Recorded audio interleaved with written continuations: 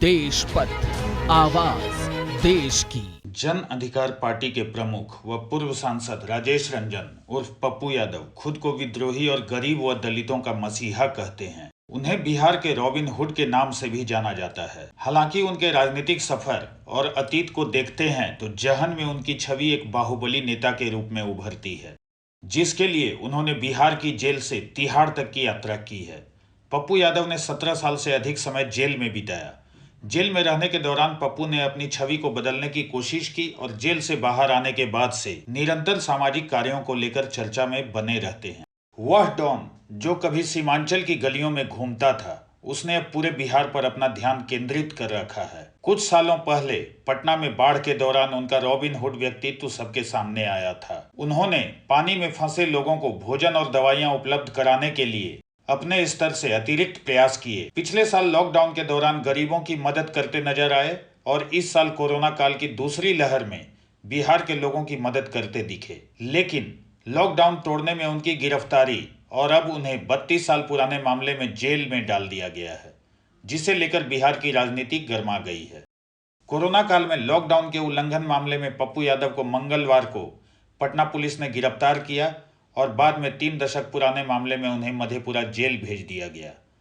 पप्पू यादव की गिरफ्तारी ने बिहार की राजनीतिक तपिश को बढ़ा दिया है। विपक्ष के साथ साथ सत्ता पक्ष के नेता भी पप्पू यादव की गिरफ्तारी पर सवाल खड़े कर रहे हैं।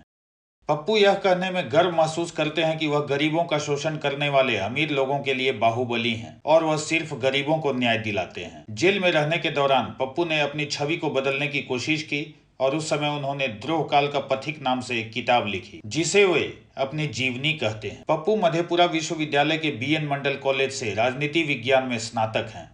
उन्होंने नई दिल्ली स्थित Indira Gandhi national open university से मानवाधिकार में और आपदा प्रबंधन में स्नातकोत्तर डिप्लोमा किया है।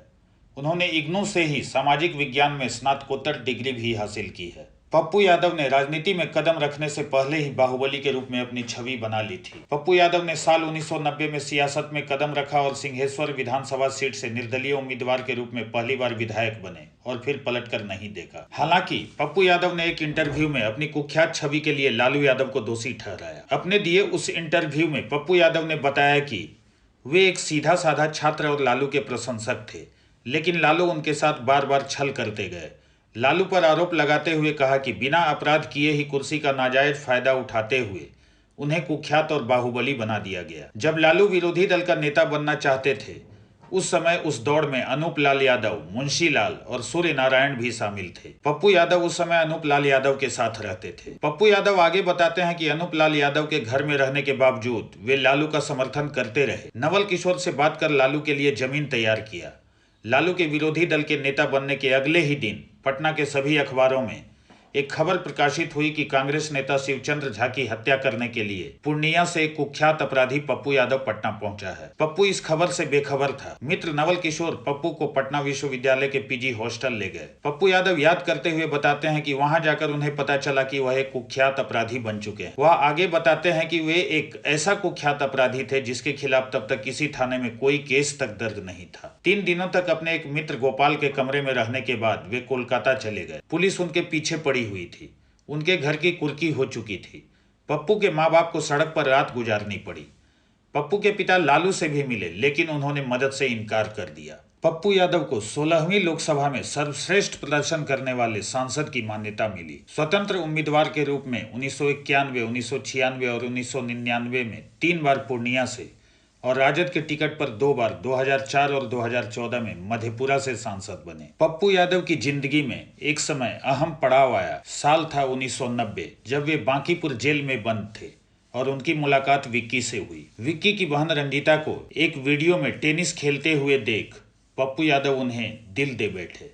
जिस पप्पू यादव के नाम से पूरा बिहार थर्राता था, वह रंजीता के प्यार में ऐसा दीवाना हुआ कि नींद की गोलियां खाकर खुदकुशी करने की कोशिश की। आखिरकार कांग्रेस नेता SS आहलूवालिया के दखल के बाद पप्पू यादव और रंजीता 1990 में शादी के बंधन में बंध गए। पप्पू यादव ने खुद इस वाकये का जिक्र अपनी आत्मकथा द्रोह काल का पथिक में भी किया है। रंजीता रंजन कांग्रेस की नेता और पूर्व सांसद भी हैं। पप्पू यादव पर एक इंस्पेक्टर की हत्या का आरोप भी लगा। 12 फरवरी 1999 को दिल्ली पुलिस ने एक कुख्यात अपराधी और श्री प्रकाश शुक्ला गैंग से ताल्लुक रखने वाले गैंगस्टर राजन तिवारी को गिरफ्तार किया। उसने दिल्ली पुलिस की क्राइम ब्रांच को पूछताछ में बताया कि उसे 15 लाख रुपयों में समाजवादी पार्टी के नेता डीपी यादव और सांसद पप्पू यादव ने हायर किया था और गाजियाबाद में तैनात यूपी पुलिस के इंस्पेक्टर प्रीतम सिंह की सुपारी दी थी, जिन्हें नवंबर 1998 में राजन तिवारी और उसकी गैंग में शामिल मुन्ना शुक्ला, रितेश तिवारी और लल्लन सिंह ने मार गिराया था। राजन तिवारी ने यह भी बताया कि इसका प्लान पप्पू यादव के घर पर बना था और प्लान में डीपी यादव और पप्पू यादव के साथ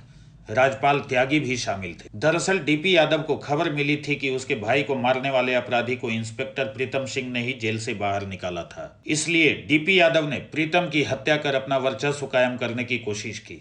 राजन तिवारी ने एक और खुलासा दिल्ली पुलिस के सामने किया कि पप्पू यादव, डीपी यादव और प्रताप मलिक ने नैनी जेल में बंद मुन्ना बजरंगी को भी मारने की सुपारी उसे दी थी, लेकिन वो इसे पूरा नहीं कर सका। माफिया से मसीहा तक का सफर तय करने वाले पप्पू यादव अपने आप को भगवान तक बता चुके हैं।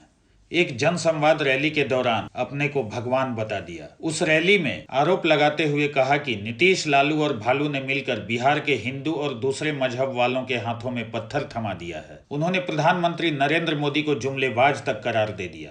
पप्पू यादव ने तब यह भी कहा था कि अगर वो साउथ में होते तो आज की तारीख में भगवान होते। लालू, नीतीश और रामविलास पर तंज कसते हुए उन्होंने कहा कि अगर लालू यादव, नीतीश कुमार और रामविलास पासवान से पहले पैदा होता तो ये तीनों कभी पैदा नहीं होते। मेरे पास मगध का इतिहास है जो दुनिया बदल सकती है। Bureau report, Deshpatra. जुड़िए हमारे चैनल से और लेटेस्ट अपडेट के लिए हमारा चैनल सब्सक्राइब कीजिए और बेल आइकॉन प्रेस कीजिए।